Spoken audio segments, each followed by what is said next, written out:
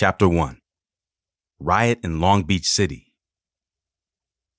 Sunday, August 17th, 1986, Long Beach, California.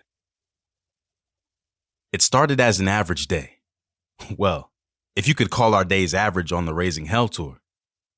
It was about 90 degrees outside when we checked into the Hyatt Hotel, right across the street from the arena where our show was going to be that night. After we settled, Alex and I visited the mall to do some shopping before sound check. When we got to the mall, Alex quickly found a Foot Locker shoe store and picked out a pair of his favorite tennis shoes, Feeless. He told the sales clerks who we were, and they were so excited that they gave him a discount on the shoes. Next, we went to look for some music and luggage. We were able to work our magic "I'm a celebrity" discount on those purchases as well. After the mall, we returned to the hotel and got ready for the show. We left the hotel at about 6 p.m., and I drove the van to the arena. During the short drive, our manager, Greg B., told us that the concert promoter, JP, John Perrin, said that tonight would be a hot show. A hot show meant that there might be some knuckleheads in the crowd and to keep our shows short and with no nonsense. We had hot shows before in other cities, like St. Louis and New York City. Greg B. told us that JP and Daryl Brooks had LL Cool J's road manager Cornell hemmed up in the office, warning him to talk to LL about his performance. They said, "Cornell, we don't want no bullshit out of your boy tonight. Tell him to do his damn show and get off the stage." LL Cool J was the youngest artist on tour. Most of the performers were older, like us, in their early 20s, but LL was still a teenager. His record Radio was riding high on the charts, and many of the young girls bought tickets just to see him perform. Even LL's position on the tour was a great one. With 5 acts on the bill, his set was positioned right smack dab in the middle of the concert. So if you got to the show late, you would still see him perform. The tour was to run like clockwork. We, Timex Social Club, had a 10-minute slot, and if your ticket stub had a start time of 8 p.m., then the house lights dimmed at 7:59 p.m. The MC would introduce us, we would do our show, and by 8:11 p.m., Timex, as everyone called us on tour, was off stage in our dressing room, and the house lights were up. Back to the show.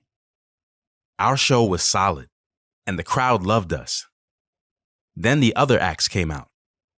The lineup on tour was Timex Social Club, followed by the Beastie Boys, LL Cool J, Houdini, and the Kings from Queens, Run DMC.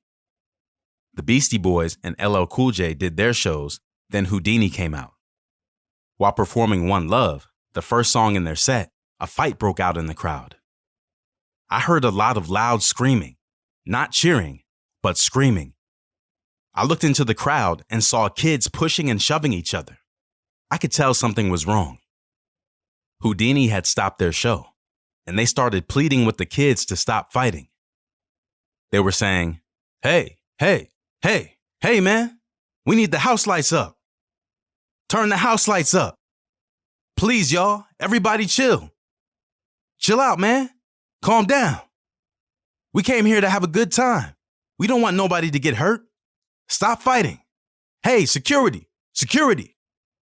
This seemed to calm the crowd down a bit, and Houdini continued the rest of their set with the house lights on.